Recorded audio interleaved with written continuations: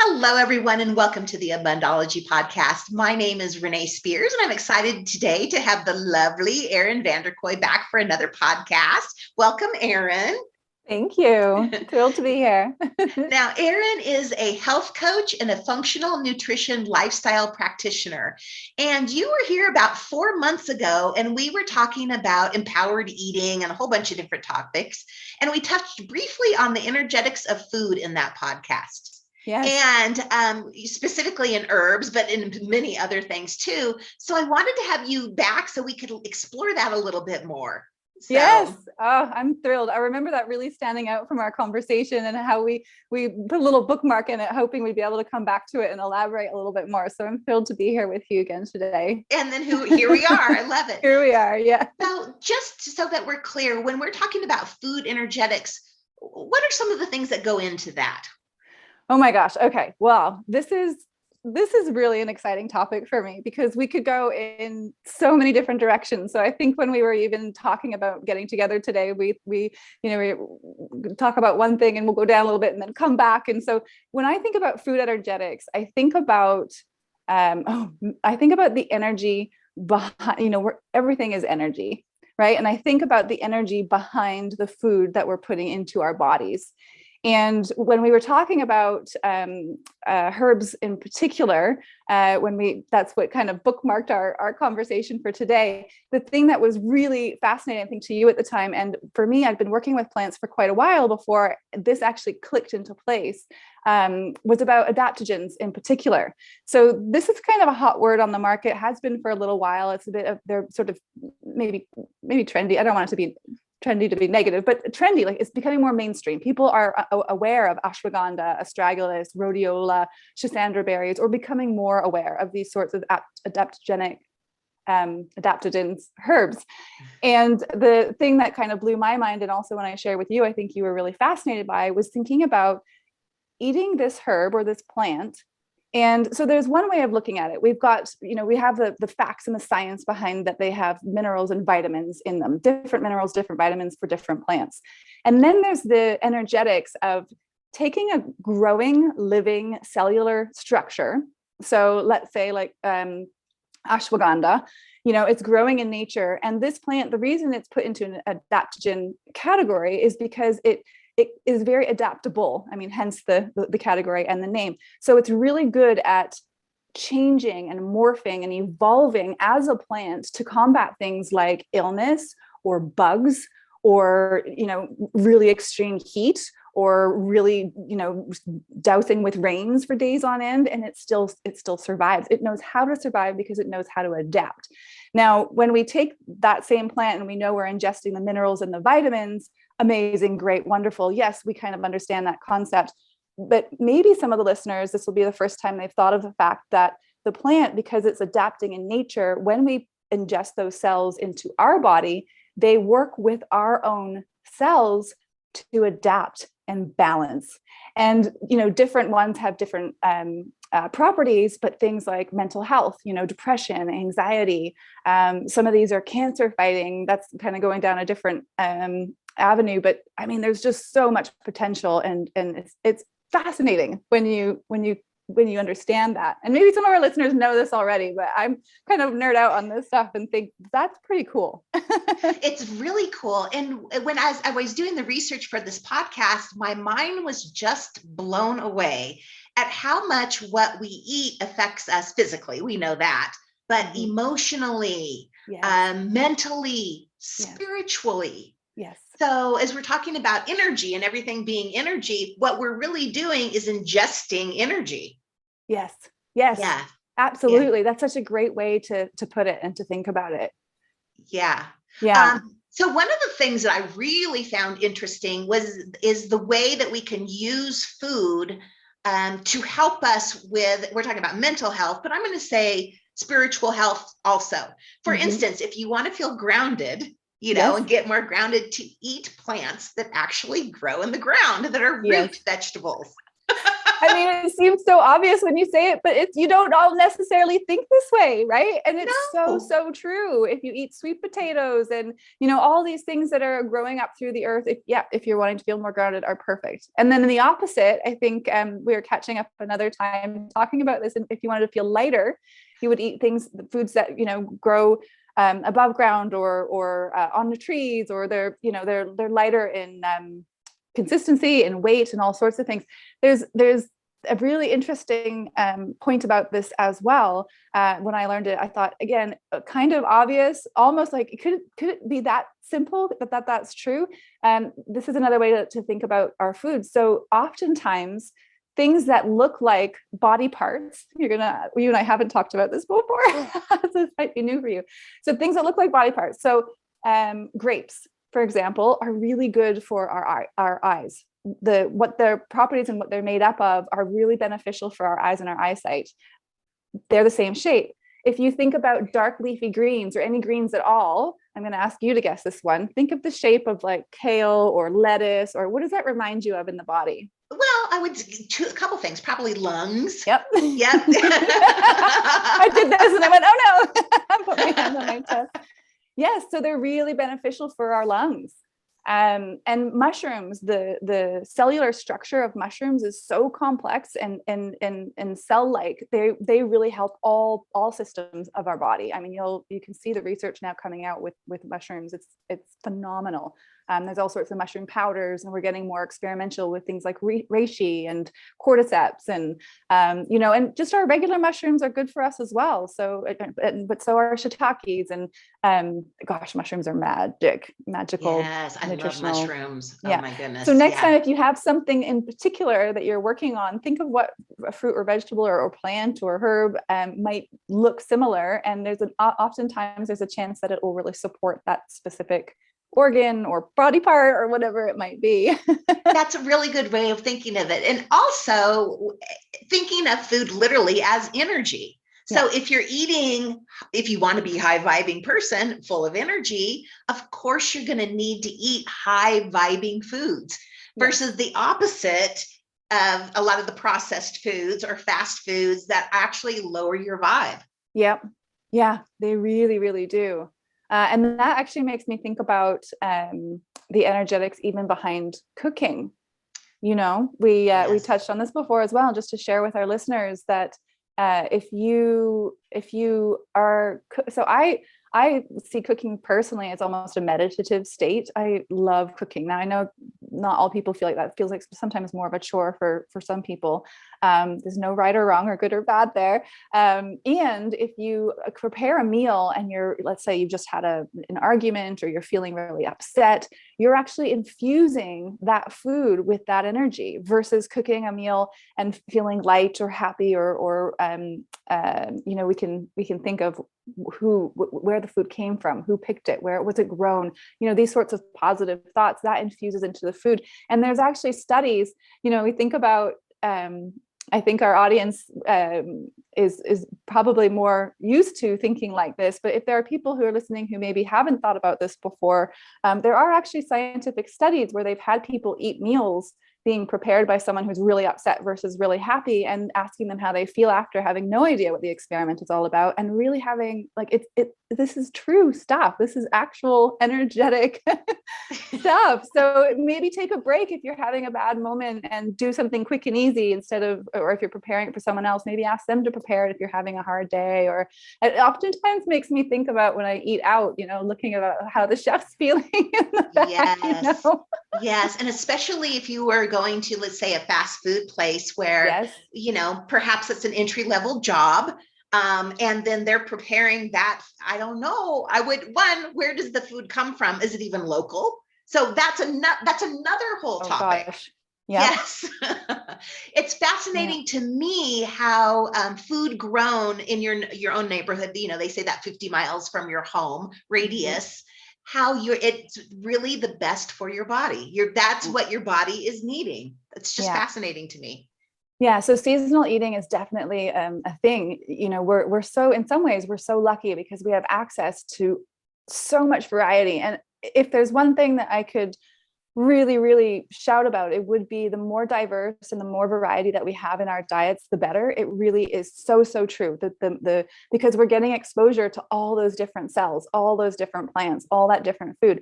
And eating locally is important because as a living organism ourselves, the climate, the time of year. So in the winter, we don't really, if you're from where we're from, well, you're actually now in a different place, but same kind of winter. I'm in Portland, Oregon, so Pacific Northwest. It's cold, it's a bit cloudy and dreary. And if I was spending the winters here eating tropical fruit all day long every day, that's not what is most supportive for my body. It doesn't align energetically with the climate and with what's happening environmentally around me. So that's one way of looking at local eating, for sure. It's pretty cool. It's very cool. Yeah. Also, the whole idea of Ayurveda and, balancing out your body, whether it's too moist, too hot, too whatever, with the food you're eating. Yes. That's another fascinating whole topic. Ayurveda, we could go down such a rabbit hole with that as well. Everything with Ayurveda really resonates with me. And it may not resonate. Here's the thing about health and wellness and nutrition. We are all so completely unique. So try these things on for size. Maybe you are someone who your body does react well off of having a little bit of pineapple, throughout the winter. This isn't to say don't ever eat a banana when it's December and you live somewhere that's cold. We really want to be experimenting and figuring out what works best for us. It's just one way of thinking that if you're not doing too well, assessing what you are putting into your body on a day-to-day, and if it is cold in winter, are they warm, nourishing foods, which Ayurveda would support, or are they, are you eating salads and tropical fruit all day in the dead of winter, right? And another thing is with the whole local eating that maybe, and this is a little different from energetics, but just really something to think about, is when our foods are transported from further afield, they're picked way too early because, they're going to have all that time in transport and then storage, and then they're eventually going to get onto the grocery store shelves. Whereas when something is picked locally, you're usually going to get it within, with a few days, really, at the most. This is why farmers markets are so great, or local CSAs. Every day that a fruit or vegetable, every day that goes by after a fruit or vegetable is picked, it will be losing a little bit of nutrients. Now, that's not to say when you have, a banana that's 4 days old, that banana is not going to be any good for you. Eat the banana. It's wonderful. It's a delicious, amazing fruit. But the fresher we can be eating our produce, the more of that, that energetic, live cell structure and nutrients we're going to have coming into our body. And the way that we can really guarantee that is by eating locally. So there's the seasonal aspect, which is really supportive for our energetics. It's the local aspect of the nutritional content and having something picked at its peak ripeness. And then there's also the environmental aspect when you're looking at this broad picture. You're not having the transmissions of shipping something across the country. And so, yeah, there's a lot there. And like I say, we really do want to be eating the most varied diet. And there's a lot of other things to take into consideration energetically when we're looking at all of that as well. Yeah, that's so true. Now, what my big thing, of course, is vibration and keeping your vibe high and your energy high. Yeah. And love it. I know. So one of the things that I've been doing recently, as a test, I love scientific experiments too, is really infusing my food with energy before I eat it. Before I was sitting down and it's there, and it goes back to that, a lot of religions have of praying over their food, giving gratitude to their food. Once again, that is energy that you are putting on that. You're changing the vibration of what you're eating by appreciating it. You can also set an intention with your food. When I eat this, it's going to benefit my body. It's going to add nutrients to my body. It's going to raise my vibration. So thinking about that and focusing that on your food and then eating it, you are literally putting that good high vibing energy into your body. Yes. Yes, this is amazing. Okay, two things spring to mind for me with that. Let me see if I can make sure that I remember and explain them both. So when you're actually pausing in that sense before you eat, So yes, you're infusing it with positive energy and thinking about how those nutrients, giving time to think how those nutrients are going to affect you. You're also, which is what is really neat, I think I mentioned this earlier, is thinking about where did they grow? What hands have touched them? How do they even get to your plate? Like thinking about that backwards is really an amazing energy connection as well. And what you're also doing on a scientific side of things is you are preparing. So our body starts, check this out. Our body starts digesting our food when we see it. Oh, fascinating. So when we see food and smell food, so we all think that digestion starts when it goes into our mouth, which is an early part of the digestive process. Different things are broken down in different parts of our digestive tract. So certain enzymes in the mouth, certain enzymes in the intestines, etc. Saying that digestion starts even before that when we smell and see our food. So when you take that pause, you're actually allowing your saliva, allowing your mouth to start producing those enzymes that are going to start breaking down that food while you chew it before it starts even entering your body. And we know it's not what you can eat, it's what you can digest. So you may be eating this beautiful, amazing, energetically infused food, and if you're swallowing it, in 2 seconds flat, then it's not really going to be beneficial. Your body's not going to be able to use and extract the nutrients and use it like it can. I had another point there with pausing. I lost it. It might come back to me. I'm sure it'll come back to you. Yeah. Well, what you're saying about thinking about where your food comes from. I used to own a cannabis company, and we bought cannabis from this one farmer. And the farmer would have, when they were planting, they would have the Native American women come and do chants and bless the ground, bless the seeds before they went in, the plants. And, everybody swore this was the best cannabis on the planet. And which goes back to your food even. Where's it coming from? What's it growing in? Who's picking it? Who's preparing it? Are they preparing it with love? Well, and so again, on the diversity and having a lot of nutrient variety in your life, where your food comes, like each soil and each crop even is going to be different. So even if it's the same farm, each crop will be different, each farm will be different, even if they're side by side. So making sure that your food sources are varied as well can be really helpful. You're going to have varying, one carrot, you could have 10 carrots lined up from all different places that have different nutrient content, which is kind of crazy. So mixing it up as much as possible is really good as well. Yeah, that's a very good point. Now, I know that you've had COVID recently. Yes. And I had not thought about this. I don't know before. why I'm smiling. I'm like, yes, I did. Yeah, I had COVID. Well, it was sooner or later I was going to join the club, I guess. I think we all are going to be there at some point. Know. Yeah, exactly.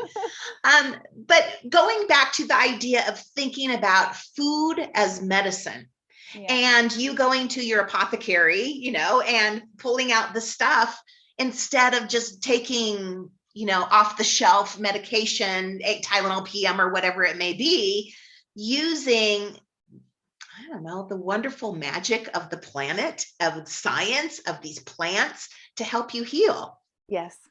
And, there's so much to that. I am an advocate of medicine. There's a time and place where we absolutely need to take it. And, on day one, when I find out that I can't leave my house anymore that day because I've just tested positive and I didn't, have anything in the house really that I may have decided to buy at some point from the drugstore, I thought, oh, wait a minute, I have this whole apothecary. So to go down there and pick out the antivirals, the herbs that are high in vitamin C. So some great examples are rose hips, lemon peel or orange peel is really high in vitamin C. Red raspberry leaf is super high in vitamin C. And then the antivirals, I piled on the lemon balm. I also added some schisandra in there. I'm trying to think what else, but it was real. And, for me, it was really neat just to lay everything out and start making my infusions and my decoctions and know that I was supporting myself. Also, as we know or have seen with COVID, not only vitamin C, but zinc. And of course, they go well together. So upping foods that were high in zinc, right? I have pumpkin seeds at hand here. So eating more pumpkin seeds, nuts and seeds in general, and just feeling like with the foods in my cupboard and my apothecary that I was going to be, just fine in comparison to taking a vitamin C tablet.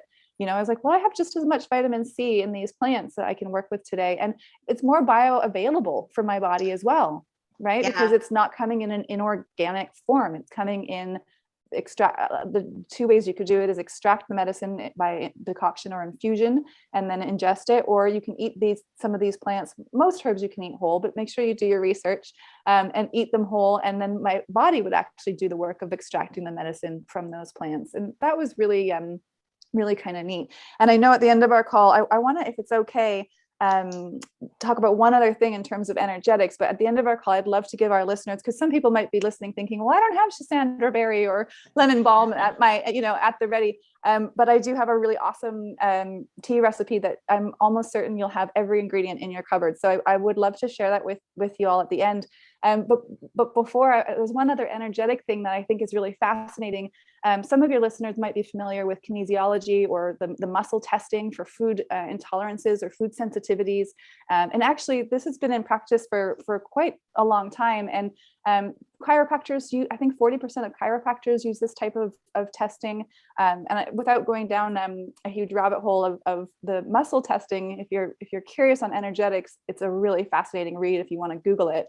I wanted to offer something that was kind of neat, and another thing that you can just do on your own when you're in the grocery store the next time. So I have a friend who's a nurse and an Ayurveda coach as well. And her husband, when they're in the grocery store, if they're ever purchasing something that they're unsure about, she'll say, oh, well, what do you think about this? Should we get this today? And he'll look at it and he'll go, oh, I'm not sure. And what they both do is they do their own kinesiology in the grocery store. So they'll pick up the item and they'll hold it with their arm out for a brief moment. And then he would do the same. And they would, through the testing, whether they would get a yes or a no when they're holding it. And, this is, again, science backed of that.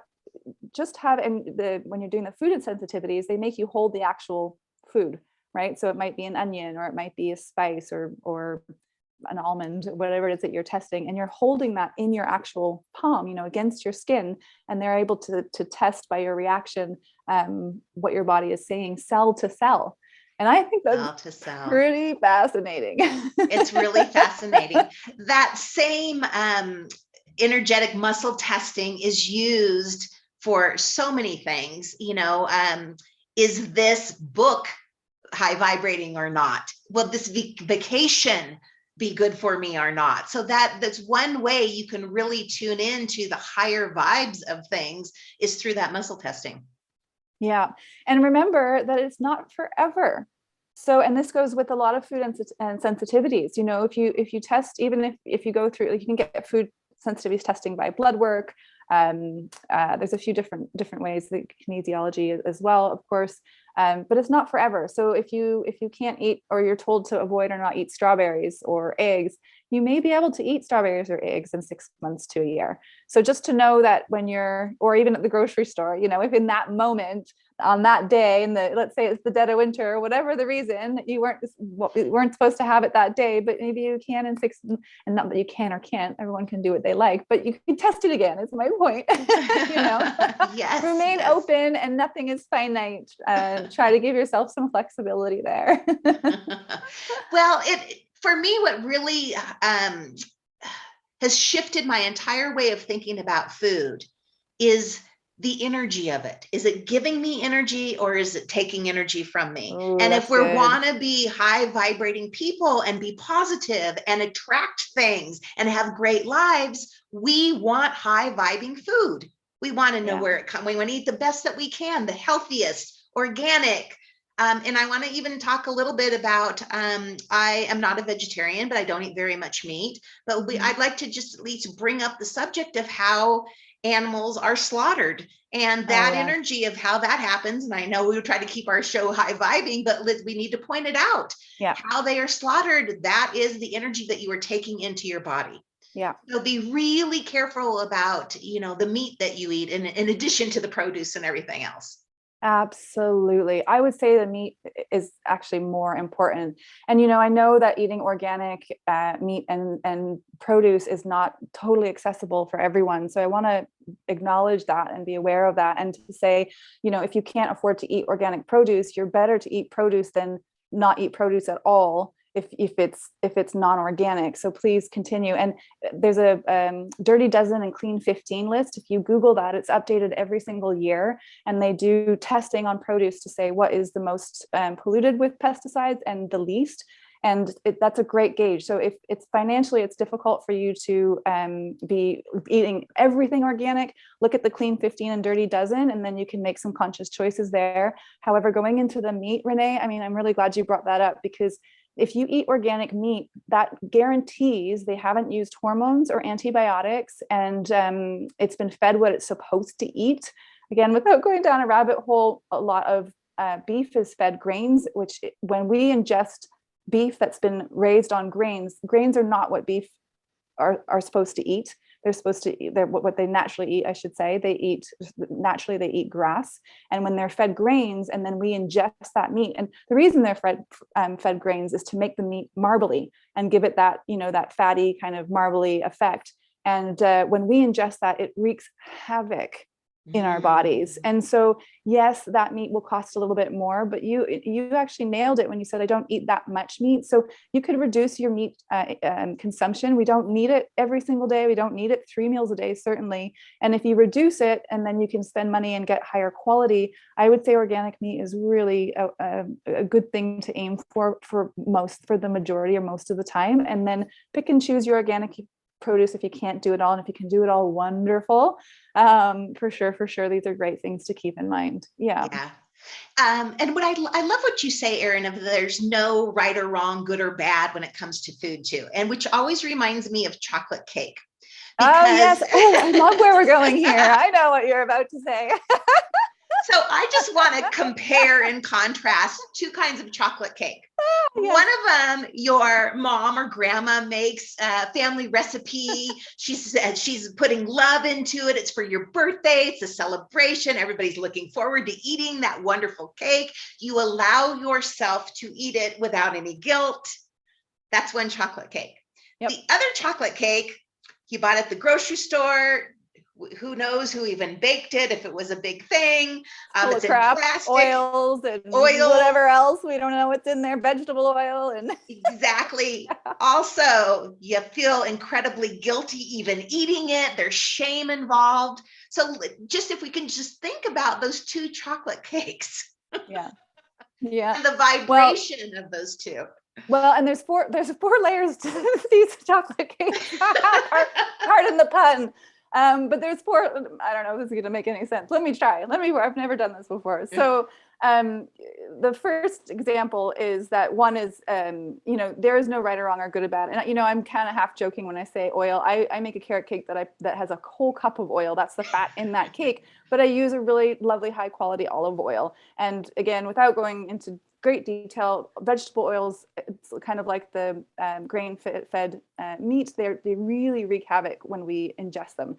And so while there's no, I really believe in the concept of no right or wrong, good or bad. When you eat something, it's just whether it's good or bad for you. Someone might eat that store-bought, in my opinion, crappy chocolate cake and be just fine and have no health issues and live a long and happy life. There are two comparisons there. So talking about the 4 layers, we do have a cake that is more nutrient dense and nutritious, we would think, by the grandma, right? Let's just assume. And then we have the other layer, which is the energetics, right? And so you're mentioning, yes, you're going into the grandma cake with celebration and love, and you're feeling nurtured and cared, and all of this goodness is washing over you. And you're going, and this is in theory. Maybe you're going to eat the store-bought cake and feel just as lovely. But maybe, yes. And I'm going to tell you, that's the 4 layers here, because I'm going to tell you something about that. But let's just stick with this story for now. So the store-bought cake with who knows what in it. Yes, one of those is going to affect your body better than the other at base level. However, the energetics going into that is going to really, really affect it as well. So this is going to be a little head spin though, I have to say it because it's the truth. But it's, I wouldn't want to promote eating crappy cake that you don't know what's in it very often. However, if you ate that crappy cake and you had the same energetics that you had around your grandma's cake, you would feel better after eating it. And I'm not talking about mentally better. I'm talking about physically better. And in terms of physical complications or anything negative that might happen from eating a cake like that, will be less mind blown, will be less detrimental if you eat it with a positive, happy, accepting, no guilt, no shame. And that's where the no good or bad really comes in. Because the more that we can approach our food without shame or guilt or putting these labels on them and just actually enjoy it for what it is. And if you enjoy it and you still feel crappy, then you get to make a choice. Well, maybe I don't want to eat the crappy store-bought cake, and maybe I want to make my own cake, or I want to only eat grandma's, or ask for grandma's recipe, or whatever it might be. The overarching theme here is, though, the energy and the thoughts, which, thoughts are energy intertwined, that go into that experience really impact it. And that's kind of hard for some people to get their head wrapped around. And it's so, so true. So the more forgiving and relaxed and accepting and kind that we can be towards ourselves and our experiences. And I recommend get really curious after. So instead of having judgment or thinking, what made me do that, or all the thoughts that could come along with that, enjoy the experience first and foremost. Because if you're going to eat the darn cake, you might as well enjoy Go all in. Enjoy that in. cake. Yes. And then afterwards, just get curious. If you don't feel good, think, well, why and how and what could I try different next time? And that's how we make progress, Yes, yes. One of the things that you told me the last time you were here, which has changed my life, and it's so simple, I'm almost a little embarrassed to say it, is we talked about the importance of chewing food. Yes. And every meal I think about you now. I'm chewing my food. Honored. But I feel so much better. My digestion is so much better. Wow. Everything is functioning in the system so much better from the simple act of chewing my food more. Yeah. And that comes down to the pause. Well, what you're doing is you're helping so again, we're not what we eat. I mean, sometimes we are, depending on where you're at. And we are what we can digest, right? And we have the opportunity to pause, like you said earlier, and start the digestion by mindfulness and appreciating our food and allowing our body to start the digestive process. And then the chewing, the more that we can chew it, and just be intentional. So you'll read things that say chew 100 times or chew 50 bites. And now don't listen to any of that. Chew intentionally. Chew until your food feels like something that your beautiful body is going to be able to turn into your eyeball or your fingernail, or this is my favorite thing, like, because that's just the miracle of life, right? Like, this food is going to turn into my amazing, incredible, how my body functions body, right? Yeah. So yes, please chew your food. It's the simplest, easiest, and most effective thing you can do to support your digestion. Well, wonderful. You said chew intentionally, but I think all of this goes back to intention. Yeah. Intentionally think about what you're putting in your body, what it's going to do, raise or lower your vibration, where it's coming from, how it's being prepared, the emotions behind it, no shame, no guilt, with appreciation and love of being there. So it's all intentional. And I think that sometimes in our society, we mindlessly eat, but we mindlessly do almost everything at some point. Yeah. So just really getting intentional about what you want your life to be. Ooh. Because what we're putting in what we are eating really is, it's turning into a fingernail, eyeball. I love that idea. But you know what it is? It's also turning into your life. It's how you feel going out through the day, how energetic you are, what you were attracting in your life. So we're talking about some herbs from the garden and all that, but those herbs are really the basic building blocks of your life and how great your life is going. So if we could make that mind shift, I think it could really change how we live. Yeah. So beautifully said. Okay, so I want to get in. You have this recipe for the tea. Oh, yes. Okay, so I'm pretty certain that most of you will have at least half, if not all, of these ingredients. So this is an antiviral tea. You can take this as a preventative or when you have a viral infection. We've got a half a teaspoon of thyme, a half a teaspoon of rosemary, half a teaspoon of oregano. Oregano is a powerhouse antiviral, by the way, really great. A lot of people will be familiar with oregano oil, even using that in a variety of ways. Half a teaspoon of sage, And then we have an inch of fresh ginger root, or you could also use powdered ginger, probably again, a half a teaspoon. 1 tablespoon of peppermint. So that could be a loose leaf peppermint tea. Or you could even go out and pick fresh peppermint from the garden. And then a tablespoon of green tea, or just a green tea bag, 1 bay leaf. And then this is more for the aroma and the enjoyment of the experience at the end, is putting in 2 slices of orange or lime. And that will also offer a little bit of vitamin C in there. And so if you add all of these ingredients to a loose leaf teapot or tea ball strainer, and you steep for 5 to 10 minutes, and that's what I like to refer to. So, you know, not everyone has an apothecary like myself, but most people have some form of a spice cabinet. And I love referring to my spice cabinet as my medicine cabinet. Oh, and anytime I'm cooking that. something, look up there and think, what could I put in? And another little trick, if you do like to follow recipes and they say, put in, you know, this tea, I would say stick to the measurements. Also, it would be this is for 1 cup. So it would be a lot to put in more than this. However, when you're following recipes for food, don't be shy. If it says half a teaspoon of thyme or a teaspoon of thyme, oftentimes I'll put a tablespoon.